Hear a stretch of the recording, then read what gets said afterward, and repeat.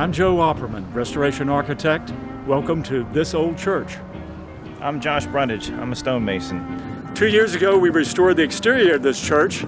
And now it's time to restore the interior. Let's go take a look, Joe. Let's do it.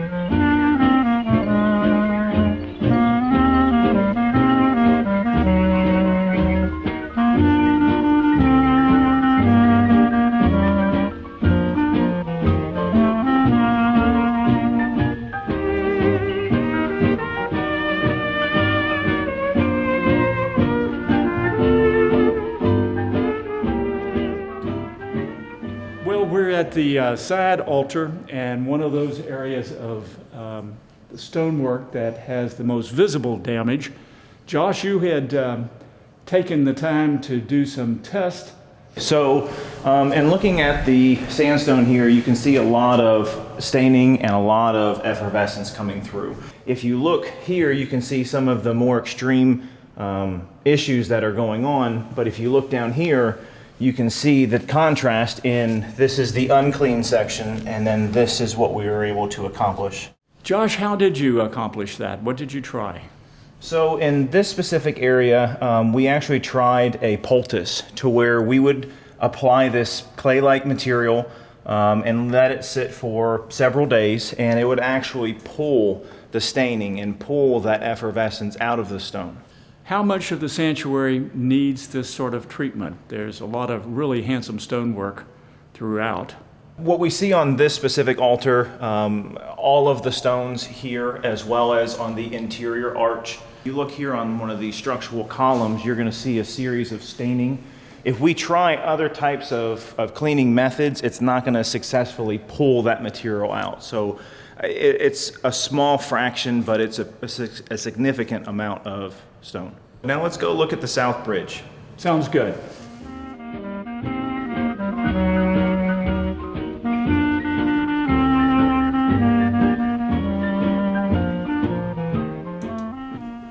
Well, here we are at the doorway underneath the bridge leading out from the stair hall. Josh, could you tell us about what you found last year when exploring this doorway?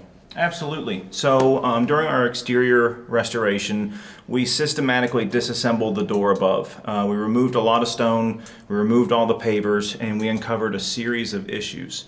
So after repairing everything and putting everything back together, now it is our task to go through and systematically repair not only the damaged plaster that you see, but also the built-up calcification and effervescence and the damaged wood.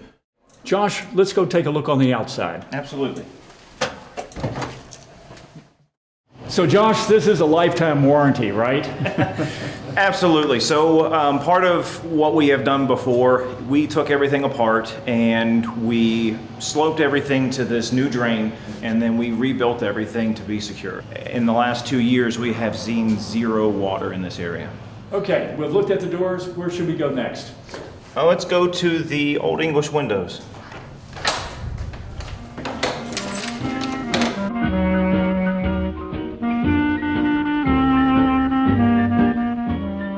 So here we are in what used to be the old dining room, now the youth area, and damage along the northern wall. Josh, would you go over what we have here? Certainly. So what you can see here is a lot of damage to the paint, and not only the paint, but also the plaster. So specifically here, you can see this is the original lath, and this is what is left of plaster. I think we have some failing paint here. Looks like a lot of water. Absolutely. So you can see not only is the paint peeling off, the layers behind it as well as the plaster is damaged. And in this area, the planned solution is? We need to systematically remove all the compromised and damaged materials. At some points, it's going to be a full plaster repair. In some areas, we're going to be able to salvage some of the original materials. Thank you, Josh. That's a good explanation of what's going on here. Let's go upstairs into the sanctuary at the choir stall area. Absolutely. I have one other thing to say.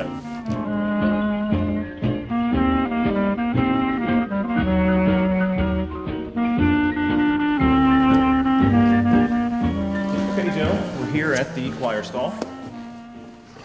One last point that I'd like to make, and that is As preservation architect, I've had the good fortune of working on some very important buildings, including the North Carolina Capitol and a number of the buildings at Biltmore Estate. And I do want to say that we shouldn't forget how important this building is also. Ralph Adams Cram was arguably the premier ecclesiastical architect of the era, and this is extremely fine architecture.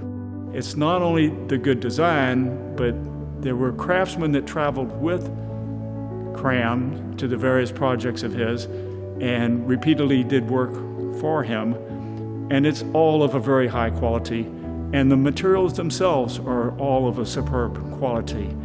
The architecture of this church is really what architecture aspires to be, and that is building construction is fine art.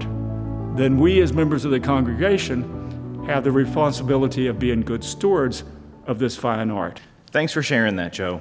And thank you, everybody, for this great opportunity. You've seen some of the issues here and what we're going to do to resolve them and to clean this beautiful masterpiece. You're exactly right, Josh. That's why I want to be sure and give you a pledge card. And for this old church, I'm Joe Opperman. I'm Josh Brundige.